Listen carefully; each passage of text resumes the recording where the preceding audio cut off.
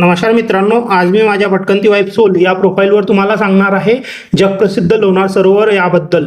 महाराष्ट्राच्या बुलढाणा जिल्ह्यात वसलेलं हे निसर्गाच्या अद्भुत चमत्कारांपैकी 50,000 वर्षापूर्वी उल्कापाताने तयार झालेलं सरोवर विज्ञानाची उत्कंठा, निसर्गाची सुंदरता आणि इतिहासाचा ठेवा यांचा अनोखा संगम असून हिरव्यागार जंगलानं वेढलेलं, विविध प्रकारच्या वन्यजीवांनी समृद्ध आणि पुरातन मंदिरांनी नटलेलं आहे। सुमारे 52,000 वर्षापूर्वी एका प्रचंड वेगवान उल्केने दख्खन पठारावर झालेल्या आघातामुळे वर्तुळाकार खोलगट भागाने हळूहळू क्षारयुक्त आणि अल्कधर्मी स्वरूप घेतलं व ह्याच अलौकिक भौगोलिक आणि रासायनिक वैशिष्ट्यांमुळे नासा आणि भारतीय भूवैज्ञानिक सर्वेक्षण विभागासह अनेक संशोधकांनी या अद्भुत सरोवराचा अभ्यास केला आहे।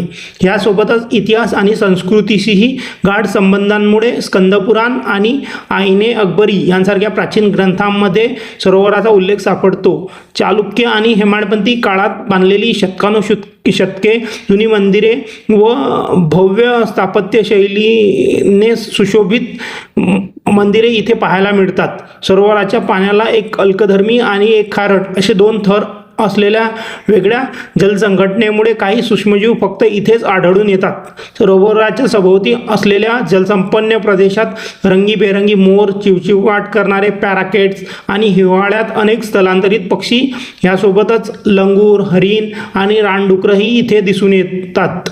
तसेच येथील जमिनीच्या विविधतेमुळे काही दुर्मिळ वनस्पती फक्त इथेच आपल्याला पाहायला मिळतात। लोणार सरोवराच्या परिसरात प्रवेश करताच सुरुवातीला गोमुख मंदिर असून या मंदिरात एका गायीच्या मुखातून सतत पाणी वाहते व या मंदिराच्या आवारात पुष्कळ शिवलिंग आपल्याला पाहायला मिळतात। येथून एक मार्ग थेट लोणार सरोवराकडे जातो व या मार्गावरच अनेक लहान मोठ्या प्राचीन 16 मंदिरांमध्ये कुमारेश्वर मंदिर हे वनवासादरम्यान प्रभू श्रीराम, सीतामाता व लक्ष्मण यांच्या वास्तव्याने पावन झालंय।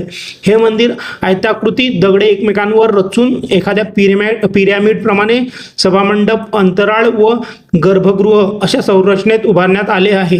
या मंदिरापासून काही अंतरावर असलेलं यज्ञेश्वर मंदिर सध्या काहीशा भग्नावस्थेत तत्कालीन सौंदर्याची साक्ष देत उभं आहे।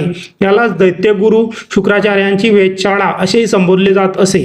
येथून तारे व ग्रहांचा अभ्यास केला जात असे। साचेबद्ध पद्धतीने दगडी खांबांवर उभारण्यात आलेल्या या मंदिराच्या सभामंडपाच्या छतावर विशिष्ट पद्धतीचे घुमट होते।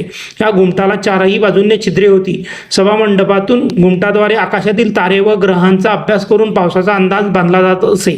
तर धन्यवाद मित्रांनो, अशाच नवनवीन माहितीसाठी माझ्या भटकंती वाईफ सोल या प्रोफाईलला फॉलो आणि सबस्क्राईब नक्की करा।